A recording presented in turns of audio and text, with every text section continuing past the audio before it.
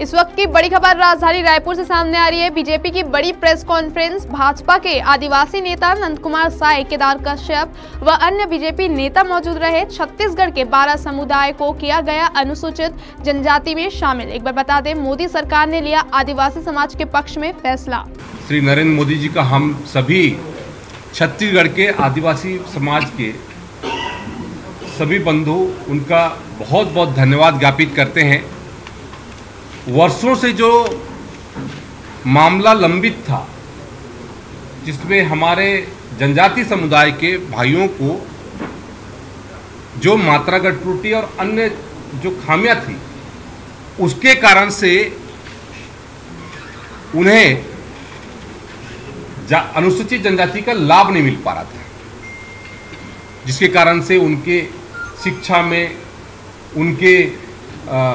नौकरी में और अन्य जो सुविधाएं मिलती है, उस सुविधाओं से वंचित रह जाते हैं। उसको हमारे देश के प्रधानमंत्री माननीय नरेंद्र मोदी जी ने बड़े संवेदनशीलता के साथ में लिया और कल 12 ऐसे हमारे जो जनजाति समुदाय के बंधु हैं, उनको मंत्रिपरिषद के माध्यम से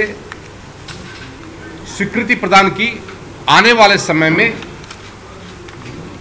हमारे सभी उन जो वंचित जो जनजाति समूह हैं, उनको जाति का लाभ प्राप्त होगा। देश की आजादी के बाद 75 वर्षों में यदि हम बात करें, हम आजादी का अमृत महोत्सव मना रहे हैं।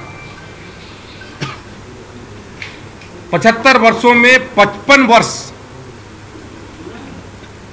पंच से लेकर के पार्लियामेंट तक में कांग्रेस की सरकार रही।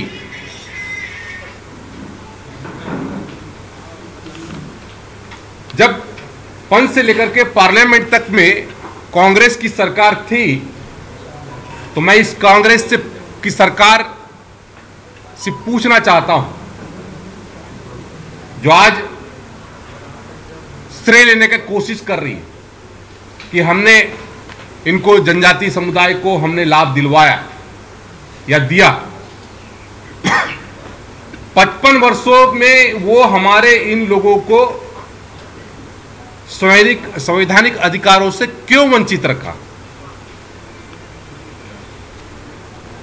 हमारे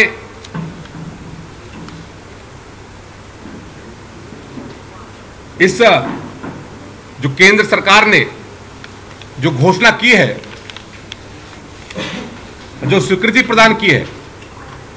उसकी वाहवाही लूटने की कोशिश आज छत्तीसगढ़ के भूपेश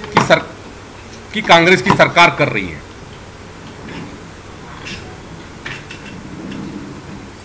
जब केंद्र की सरकार माननीय मोदी जी की सरकार ने जब हमारे इन अनुसूचित जनजातियों को लाभ देने की दृष्टि से यहां से जो अनापत्ति प्रमाण पत्र मांगा गया था, तब यहां की सरकार ने आनाकानी की थी। ये इस सरकार की सोच है हमारे आदिवासियों के प्रति, और अभी कोशिश कर रही है, जबरिया दिखावा कर रही है कि कैसे हम उसका श्रेय ले सके, और कह रहे हैं कि हमने चिट्ठी लिखी थी। और कमाल की बात तो ये है कि उनकी एक चिट्ठी से उन छत्तीसगढ़ के हमारे जो जनजाति समुदाय के जो लोग हैं, उनको एक चिट्ठी से कहते हैं, माननीय प्रधानमंत्री जी ने कहते हैं वाजिब हक दे दिया, ये कह रहे हैं। मैं पूछना चाहता हूं कांग्रेस की सरकार से, इनके नेताओं से, मुख्यमंत्री भूपेश बघेल जी से, जब केंद्र में मां बेटी की सरकार चल रही थी, मनमोहन सिंह की सरकार चल रही थी, तब उन्होंने इस विषय को लेकर के, जब हमारे समाज के लोग बहुत प्रताड़ित थे, और मैं स्वयं उस समय में आदिम जाति कल्याण विभाग का मंत्री था, प्रदेश के मुख्यमंत्री डॉक्टर रमन सिंह जी थे और लगातार हम प्रयास करते थे, हमारे समुदाय के सभी माननीय नंद कुमार साय जी, हमारे सभी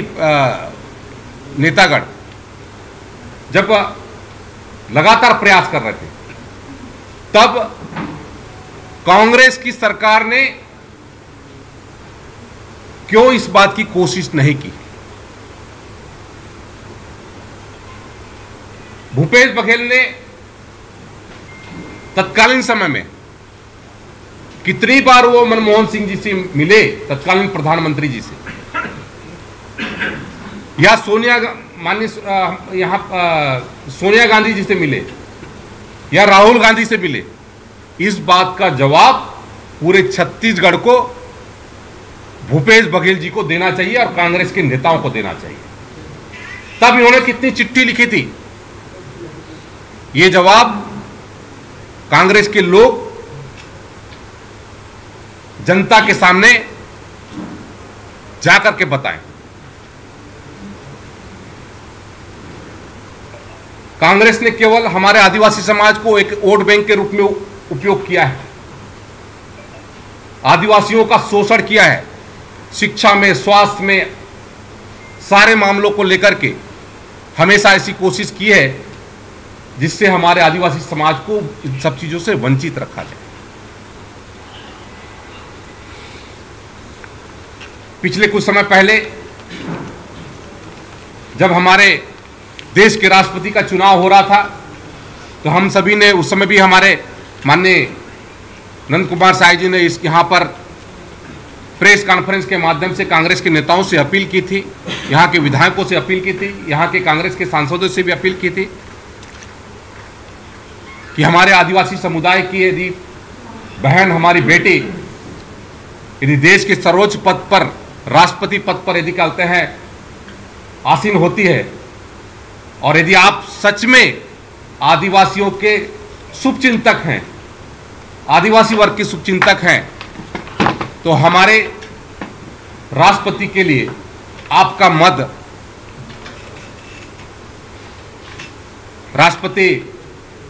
द्रौपदी मुर्मू जी को जाना चाहिए। लेकिन हुआ क्या? इन्होंने हमारे आदिवासी उस बहन का मजाक उड़ाया। कांग्रेस के नेता ने तो, एक नेता ने तो कहा कि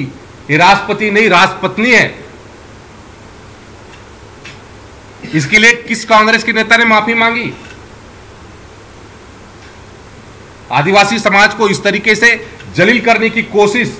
हमेशा इस कांग्रेस की सरकार ने किया है, कांग्रेस के नेताओं ने किया है। और ये इस अपमान का बदला आने वाले समय में हमारा आदिवासी समाज 2023 में और 2024 में कांग्रेस को अपने वोटों के माध्यम से बताएगा।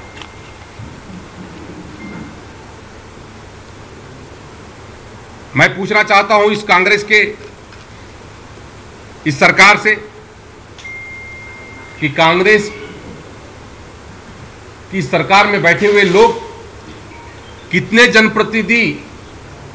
केंद्र में, प्रतिनिधि मंडल उनके वहां पर मंत्रीगण से मिलने गए, या फिर इस विषय को लिख करके, चिट्ठी लिख करके, या फिर उनसे मुलाकात की है। और मुख्यमंत्री भूपेश बघेल जी हर बात में कहते हैं कि मैंने चिट्ठी लिख दिया है, चिट्ठी कच्चा चिट्ठी लिख दिया है। इस तरीके से वो पूरे मामले को हास्यास्पद कर देते हैं। अभी भी इन्होंने जो पेशा कानून का मखौल उड़ाया है, उसका पूरा मसौदा उन्होंने बदल दिया है, पंचायतों के अधिकारों को कम कर दिया है, जिसको लेकर के 112 कहते हैं बिंदुओं पर हमारे आदिवासी समाज ने उसमें परिवर्तन करने की मांग भी की है। और मैं तो कांग्रेस को चुनौती देता हूं कि वो जनता के सामने में इस बात को जाहिर करें कि उन्होंने